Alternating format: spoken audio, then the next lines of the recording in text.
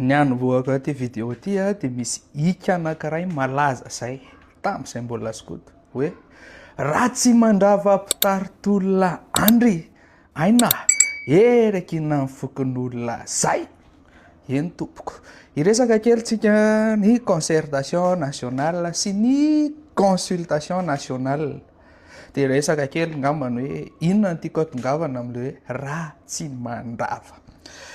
Ataontsika par définition tsy hoe tsy mahay ry PM sy ry maître hianatra fa hodiny fanina le izy. Ozy izy hoe ny consultation nationale ozy la consultation est une démarche descendante. L'État ou une autorité publique présente un projet déjà élaboré ou une question précise et demande l'avis de la population. Le pouvoir décisionnel, il reste entièrement entre les mains de l'autorité. Il reste entièrement aux mains de l'autorité.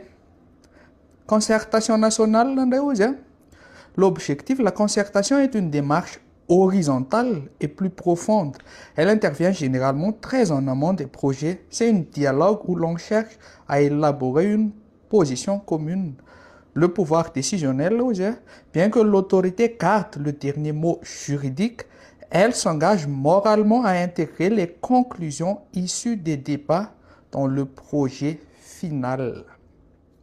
Théorie ça comme ça, ni consultation, ny fanapahan-kevitra farany dia an'ny zareo mpanatanteraka dia ny concertation ny fanapahan-kevitra dia tena tokony le avany amin'le olona nanao le concertation. Hatreto moa zany ny fanontaniana mipetraka dia hoe aiza ho aiza le fahafahana manamarina fa tena le zavatra nivoaka avy eny amin'ny concertation nationale teny amin'ny vahoaka no ivoaka ny afarany satria averiko ihany hoe le PGE sy PMO zay nataony monsieur le premier ministre dia enimbolana le concertation, tapitra ny concertation dia miala ny olona fa ny gouvernemanta manohy an'le zavatra natao tao. Dia eo le tiako atongavana hoe ahoana ny afahan'ny vahoaka tena mahafantatra hoe ino marina ny zavatra mivoaka tany amin'ny concertation. Ainareo ve mivalany raha tsy mandrava mpitaritolona andry aina eraky na fokon'olona zay eny tompoko miainga any amin'ny fokon'olona la izy. Ahoana ny fomba iangany any amin'ny fokon'olona?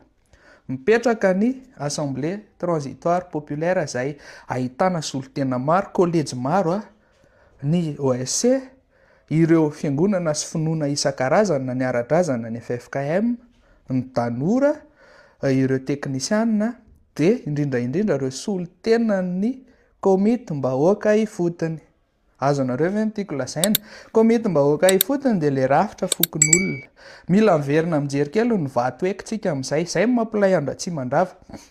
Le rafitra fokon'olona ataontsika hoe mipetraka ny fotony eny zany dia mivory zareo dia misafidy solotena vitsivitsy.